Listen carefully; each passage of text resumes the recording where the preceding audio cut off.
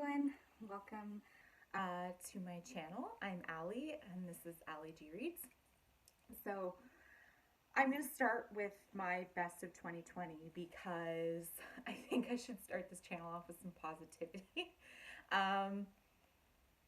Yeah, I have quite a few. I read 101 books and I have about 20 something to do. I think they're good. I hope you find something that you like. I read a lot of different genres. I used to work at a bookstore in my early 20s, so I think that I think I'm gonna have some good recommendations, but also I'm not one for very popular books, so there's that. So without further ado, let's get started. The first book I'm going to talk about is more of an honorable mention. I'll start with some honorable mentions. It's the Silent Patient, sorry, by Alex Michaelides. Pictures here. This was actually a popular book, and it did get the praise, and it deserved it. It's a very good psychological thriller about a woman in a mental institution, and she won't talk. So it's trying to get her talk and find out what happened because she seemingly murdered her husband for no reason. So it did get a lot of praise and it was deserved.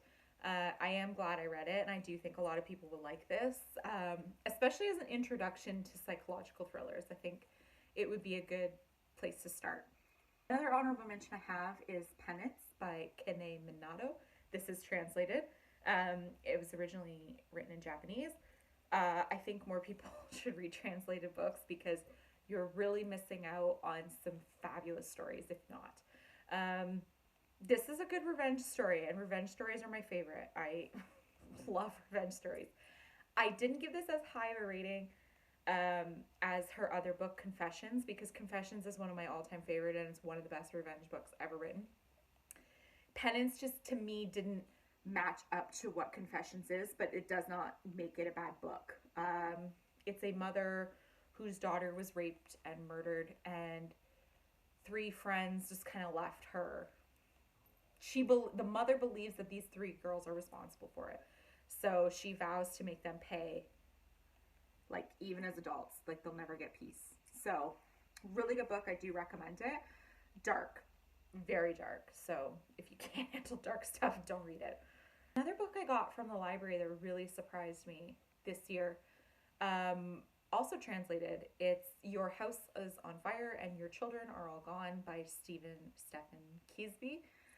This is German literature, and it's terrifying. It's, as you can tell, a creepy kid on cover. Village with Secrets is the type of horror it is. And this is fabulous. This is a fabulous book. Very creepy, very unsettling, very atmospheric. If you're a fan of horror, read it. Twist ending too, which I didn't expect at all. So there's that. The next book I have is also an honorable mention. It did get a lot of hate, which I'm surprised because I really liked it. It's Baby Teeth by Zoe Stage. Review on the back says Gone Girl meets The Omen. I say this is a retelling of The Bad Seed. Apparently no one knows what The Bad Seed is, but here we are. Mother believes her only child, her daughter, is trying to murder her, and the father thinks she's crazy. That's the gist of it. Good book. If you can get your hands on it, I really liked it. Another honorable mention for good books I read this year was The Daughter of Time by Josephine T. or Tay. Historical fiction by Scotland Yard inspector that's looking further into Richard III's death and whether or not he was as horrible of a king as his reputation states. And this book is very believable. I totally buy this as being fact. Hook, line, and sinker. It's a very good book. If you like history, especially like monarchy history, I'd read it. I also have The Lost Causes of Bleak Creek by Rhett and Link from Good Mythical Morning. on YouTube. Fabulous. I love Good Mythical Morning. And because they've been friends since they were like in grade 1, they're in their 40s, this book reeks coming of age friendship meets horror. It's Stand By Me meets cults.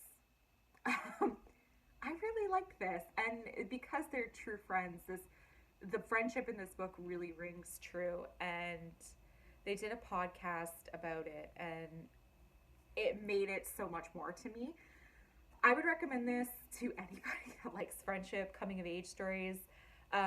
It's not scary horror, so also an introduction to horror. I think it would be good. So I liked it. One of the best books, and it might end up being one of my favorites of all time, is The Devil of Nanking. I lent my copy out, and I never got it back, and it pisses me off because I love this book. This book is about a girl who hears about a video from the rape of Nanking, which is a real event that happened, and she becomes obsessed with knowing if this video is real or not. So she goes to Japan to try and find out if this actually exists. This is a terrifying book, and it feels so real, and it's so dark. And Hayder's a British author, and I really like British books. I think there's something that makes them so much more. Fabulous book. Don't know if I'd recommend it to just anybody, but if you like horror or particularly dark things, this is it. It's so fucking good. It's terrifying. So good. Love it. Dark, though. I'll acknowledge that. It's not going to be for everybody, but this book I got from the library surprised me. I didn't think I'd like it. It's All the Ugly and Wonderful Things by Bryn Greenwood. Controversial topic, I guess. I'm not going to give it away because I think people should read this book anyway, but it is such a good book. It really blew me out of the water. It's so beautifully written. It tackles a controversial subject matter very well. I think it's very well done. So I would totally recommend this to anybody that likes contemporary dramas and family dramas. I would pick this book up because I think it's so good. But I'm not going to say what the controversial subject matter is because I want you to read it and I want you to go in with an open mind. So, sorry, that's my review. So, first physical book I have here is No Exit by Taylor Adams. There's a lot of these floating around Indigo, Canadian bookstore, in the mystery section. Really good closed room mystery. This is probably one of my favorites. I will recommend to anybody anywhere that likes mysteries. It's very fast. A girl stuck at a restaurant because of a snowstorm with, I think, 4 other people. And she walks by one of the cars outside and finds a girl trapped in the car in a dog cage. And now she's got to figure out what one of these people in the rest stop has this car, is guilty of it, and how to save this kid. And the lengths to which she'll go, it's phenomenal. It's just so good. Such a good book. It moves so quick. I really liked it. If you like thrillers and mysteries, this is it. I read The Devil All the Time by Ray Pollock. This was adapted into a Netflix movie. I don't know how to describe this book. Dark. 6 people's lives are intertwined in this small town. And it's a really shitty situation. And it's dark, and there's at times disturbing. The movie adaptation is phenomenal. I think Robert Pattinson is at his best here. It's good. It's so good. You have to really be okay with just grit, like dark, grimy grit novels. If you can, I'd read it. It's worth it. It's so good. So good. Next book I have here is Lock Every Door by Riley Sager. Um, this is the only Riley Sager book I've liked, so do with that what you will. Um, this is dedicated to Ira Levin, who wrote Rosemary's Baby. Uh, Very reminiscent of Rosemary's Baby. It has the same feel. You can tell it was definitely inspired by it. But it's basically a girl takes up a job to stay at a building, basically the Dakota. Um, and all she has to do is stay in the apartment and keep it occupied. But she's not allowed to have visitors in. And then weird shit starts happening. Not horror, but creepy, atmospheric. Reminds me of Rosemary's Baby, as in the feel and the atmosphere of it, but it is not Rosemary's Baby. I liked the book. It was really interesting. It was a very interesting take on the subject matter. So I liked it. I think if you want a thriller, read it. Another thriller I have is What Lies Between Us by John Mars.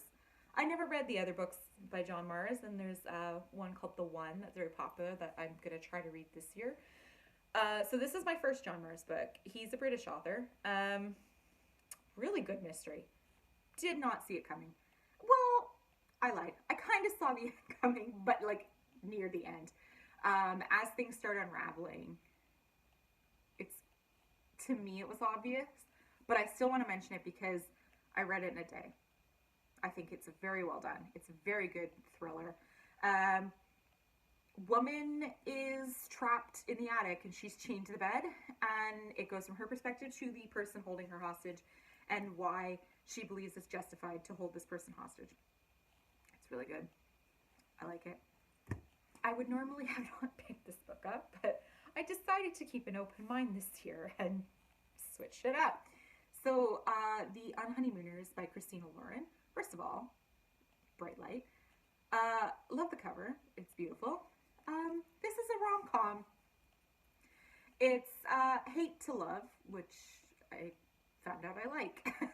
It's basically an entire wedding party gets sick, except for the maid of honor and the best man.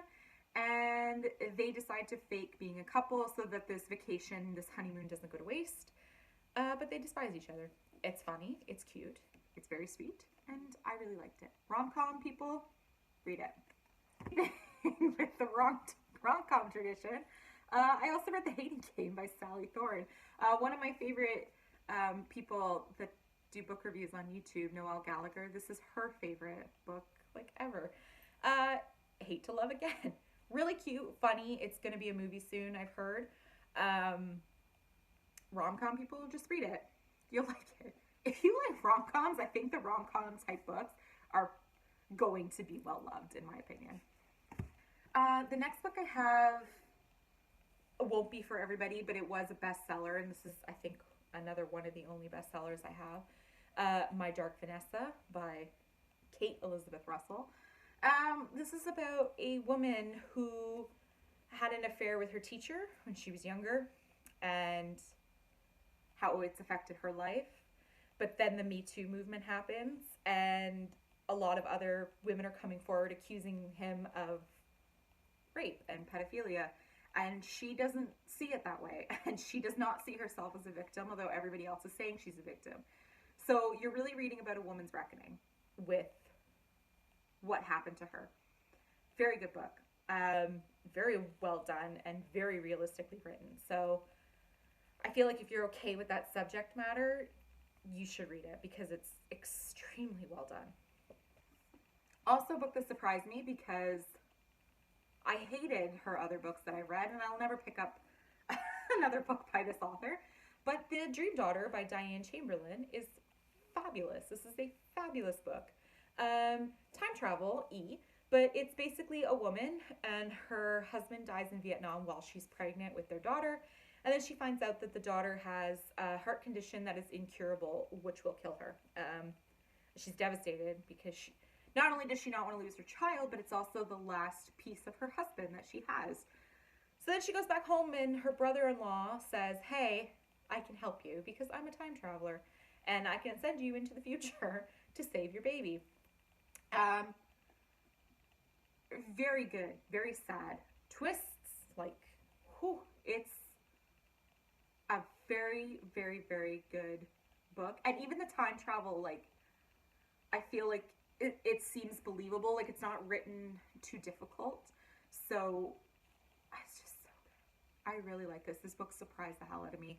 And I'm glad I read it. And it is one of the best books I read all year. Really good book. I also read Pretty Girls by Karin Slaughter. This book is fucking dark. Like, wow, this book is dark. Trigger warning for sexual violence. I think some people can't really read about that topic, and for that reason I wouldn't recommend it to them. But if you're into like dark mysteries, this is a sister story too.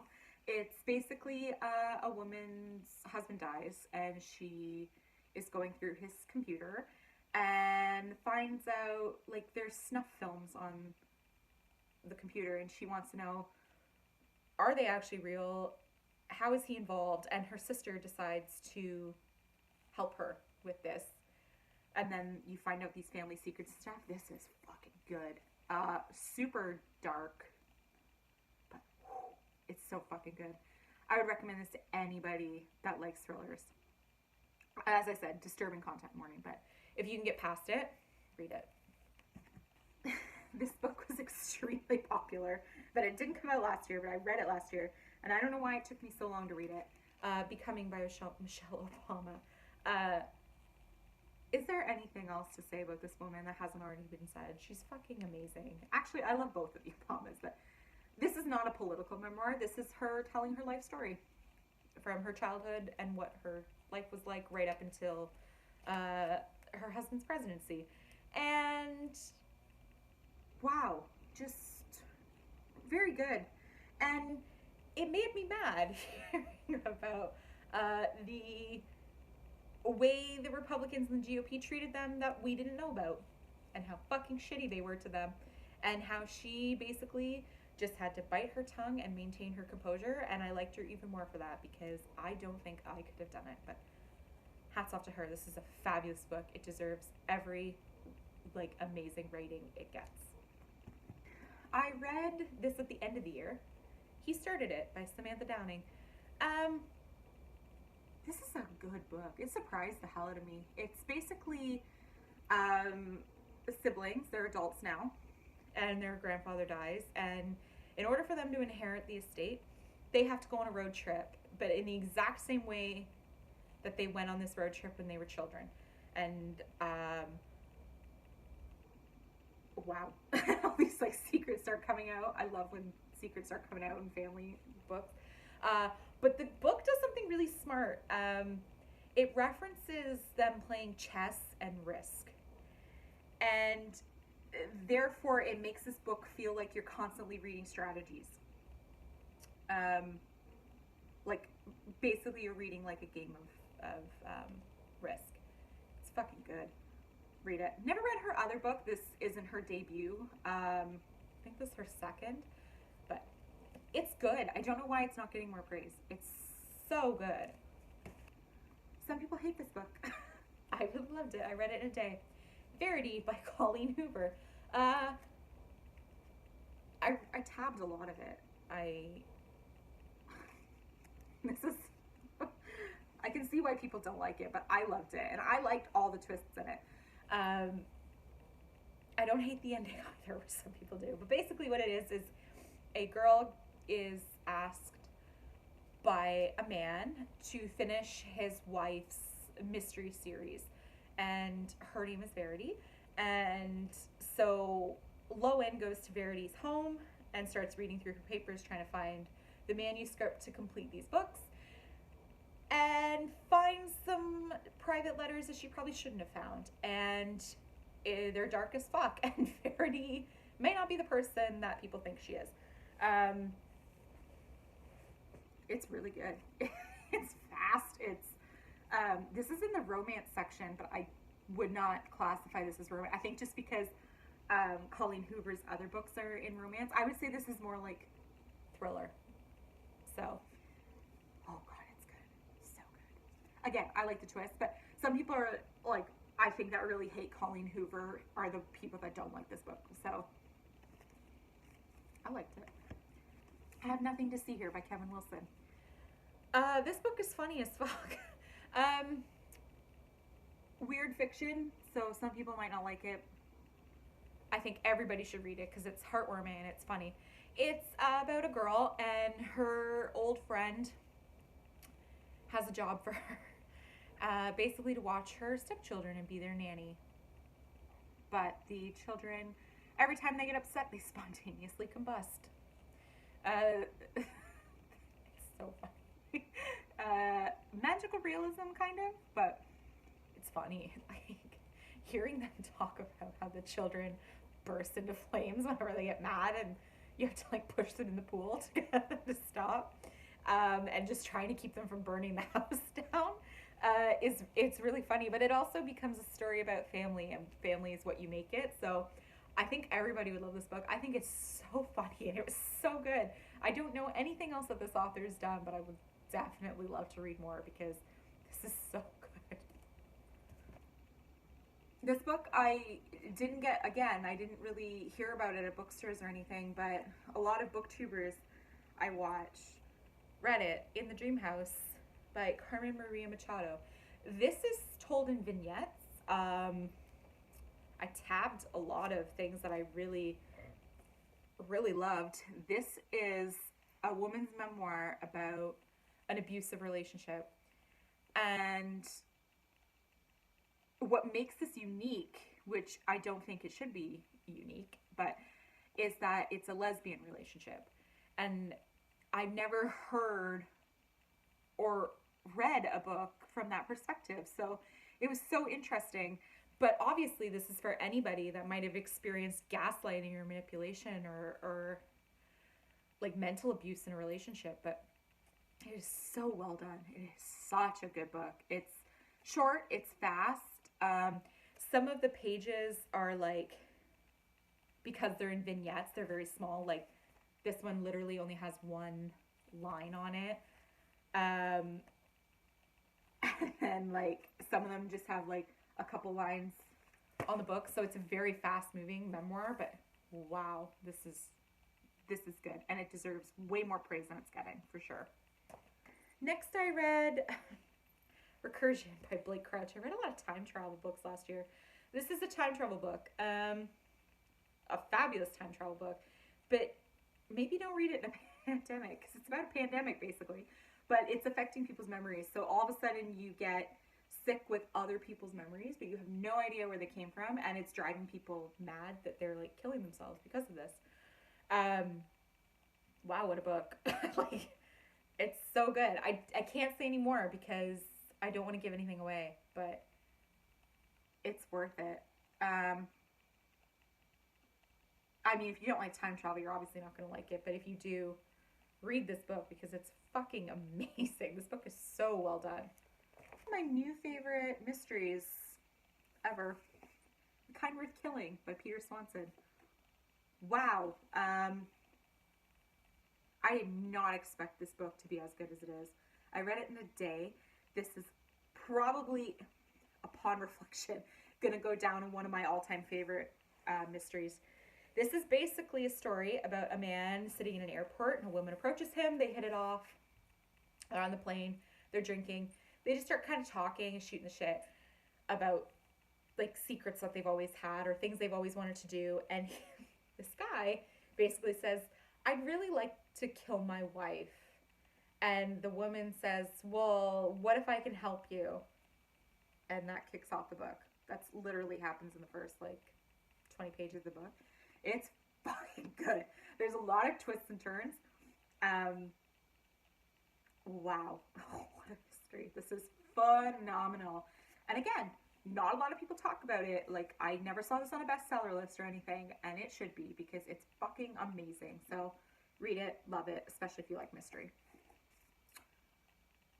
Another horror. I don't think it's horror. Like, I wouldn't classify it as horror anyway. The Southern Book Club's Guide to Vampires. Southern Book Club's Guide to Slaying Vampires. Sorry, I love this cover too. By Grady Hendrix. This is set, is it the 50s? It's in the South, obviously, but it's in the 50s. And, you know, like, they're housewives that make a book club. And then a very intriguing man moves in and wants to join their book club. And they suspect that he's a vampire. And it's really good. I think this would be a good also horror introduction because it's not so much that it's scary, but it's very creepy. And it's also, I kind of like how the women start to get the confidence to like stand up for themselves. And the women in the book club are kind of ashamed that they are reading like true crime books and really dark books. I really liked that. And I think this is a really good book. It's fun too. So introduction to horror, I think it's a great one. It's not that scary, but or if you like vampire books, just read it because it's a really different take and it's a very good book. It's really snowing. Canada. The next book I have is The Great Alone by Kristin Hannah. I just started reading Kristin Hannah last year and I can't believe it took me this long to read it. Wow. Family drama book. Her covers are deceiving. I think the new ones are a little more, like this is a newer one, it's a little more updated so it doesn't feel so like women heavy. But this is basically a family and her dad, it's 1974, and her dad has come back from Vietnam and he has PTSD, so he's drinking a lot. He's an alcoholic now. And he decides to take his wife and his daughter and ship them out, and they all go out to Alaska. And I'm talking like end of the world wilderness Alaska. And I fucking hated the dad. Holy fuck. Like, I wanted to kill him like a few times, and the mother just would not leave. I was like, I can just leave him. I hate him. But the daughter looks up to the mother so much, and that's the heart of the story, and her making friends and trying to find her own way and her own home in Alaska. And it's just so heartwarming, and the mother-daughter story is beautiful, and the ending is sad, and I actually like one lone tear dribbled out onto the page. It was so good. I think it will make people cry. I don't really cry in books or movies. I don't really cry in general. So it got my cold black heart to shed a tear. I think it's fabulous. It's such a good book. I recommend it to anybody. Historical fiction lovers. Even though it doesn't really have a history element per se, but like it's so good. Great mother-daughter story. Fabulous. We're on to the new all-time favorite pile. How many do you have? 1, 2, 3, 4, 5 of my top favorites in 2020. And most of these, if not all of them actually, are like favorites now, like all-time favorites. I will go down for these books. So I'm going to start with Docile by K.M. Spara. This book is so thought-provoking. This fucked me up. The tagline alone, there is no consent under capitalism. This book, it's basically a futuristic society where you inherit all your family's debt, so it just keeps going down. And eventually someone's got to pay it back. And there's a payback program that you can go into where you basically become a slave for billionaires that buy the debt. But in order to cope with that, there's a drug called Docilin that makes you forget and just makes you completely 100% submissive. But the protagonist in the book refuses to take Docilin. And wow. This is in the sci-fi section, by the way. It's hard because I'm now debt-free, thankfully. But a lot of people struggle with debt, and how society is kind of like rigged against it.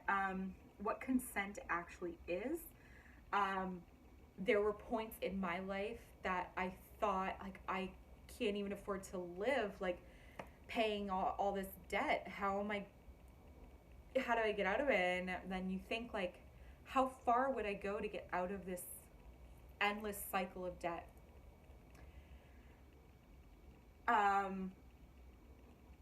It's so good. I think everybody should read this book. It is so thought-provoking. It is so fucking amazing. It is dark, hard to read, but worth it. Like, even the court scenes are, like, worth it, and they make you think, like, on every single side. Like, you can really see every perspective. No one talks about this book, and they should be, because it's fucking good.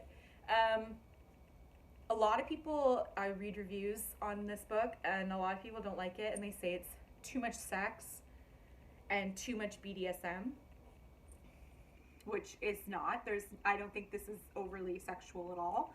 There are sex scenes, obviously, but, you know, like, 50 Shades of Grey blew up, so I don't think it's the BDSM content that's in it. I think it's because it's two men having sex. There, I said it. But fuck, this is good. Read it. Love it. Even if you don't love it, it will make you think. I've not stopped thinking about it since I read it. So, this next book, it's one of my all-time favorites now, but I acknowledge I can't recommend this to everybody because it's weird. It's Master and Margarita. This is a classic. It was banned, obviously, in Russia. This is fucking weird. Not many people are gonna like it, but that cover, whew. It's basically the devil shows up in Moscow to wreak havoc. That's it. And he brings his demon cat friend that smokes and drinks. And there's also, like, an interwoven story of the crucifixion of Jesus from another perspective. It's fucking good. This book is so good. If you like weird fiction, read it. If not, don't read it because you won't like it. There, I said it. But all-time favorite for me. And that cover. This is in the horror section too. And I don't think it should be. Because I don't think it's horror. Imaginary Friend by Stephen Chbosky. Stephen Chbosky wrote Perks of Being a Wallflower, which was a teen book, so I didn't know what to expect going into this, but wow. Mother-son story, actually. Very good. It's basically, what is this? A boy goes missing in the woods for 6 days, and he comes back with an imaginary friend and has to build a treehouse. Wow. It's so much more than that. It's quite a chunky book, but I think it moves fast.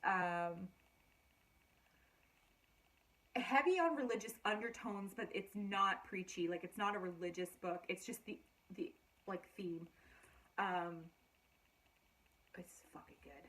Creepy, like, atmospheric. Like, the characters are really well done, but I don't think this is scary. Just at its heart, it's a mother-son story. And even Stephen Chbosky, like, I think dedicates this to his mother. There's, like, an author afterward, and he says, like, how much he wanted to just write a mother-son story, because so that's at the heart of this book. So I love this book. There's nothing like it.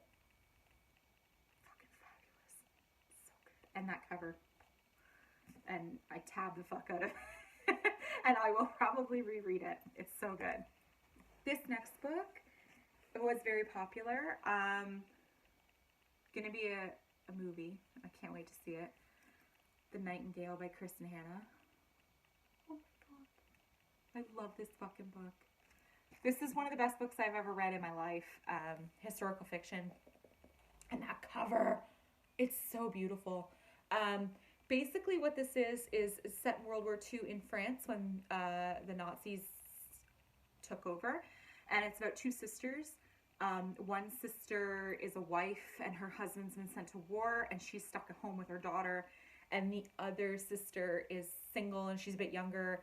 And she just wants to be part of the resistance. And it's two sisters who end up fighting the war in their own ways.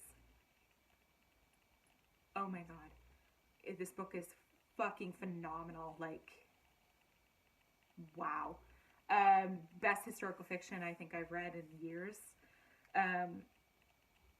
Again, I cried a little. Like, tears definitely were coming down. It's got a twist ending. It's so good. I don't care who you are, whether you're male, female, don't like history, whatever. Read this fucking book. It's so good. And the sister story. I don't have any siblings, but I like love this sister story. I love this relationship. And I never read personally, I never read a war book that was told from like women's perspective. So I liked it. Love it. The book is probably one of my favorites ever. I acknowledge some people might not like this, but I think everyone should read it anyway. It's Nutshell by Ian McEwan. Ian McEwan is my favorite author ever, and he's more famously known for writing Atonement. This book. Basically, there's a quote from Hamlet that opens this book, and it makes it even better. You will never read anything like this. And McEwan is a fabulous writer. It's literature. This is basically told from the perspective of a baby in the womb. And his mother is plotting to kill the father. And the baby is telling us about it. Wow. This book is fucking phenomenal. It's so good. And it's like tense. Like I kept reading it, like wanting to know what happened. And of course, like the passages are stunning, and McEwan is almost lyrical when he writes. Oh my God, I love this book so much. You have to suspend your disbelief though. Like I recommended it to a coworker because I loved it so much, and she could not finish it because her her thing was I can't get over that it's a fucking baby. Like how does a baby know all this? And why is he talking so intelligently? But if you can suspend your disbelief, oh my God, it's like revenge book meets weird perspective meets thriller. Oh, it's fucking good. It's so fucking good. Read it. I've not stopped thinking about it since. It's super short too. Oh my God, I can't even say any more about it. So I'm going to leave it at one of my new all-time favorites ever. It solidifies everything I love about McEwan. So, and that's it. I did my best of 2020. So I hope you can find something you like. Even though I acknowledge that some of the picks here won't be for everybody, but you know, just hope you find something you like. Thank you, and I hope that you'll tune in for more, because I have a lot of things planned and I can't wait to share books with everybody and hopefully get some recommendations back. Hopefully, because I suck at finding books lately.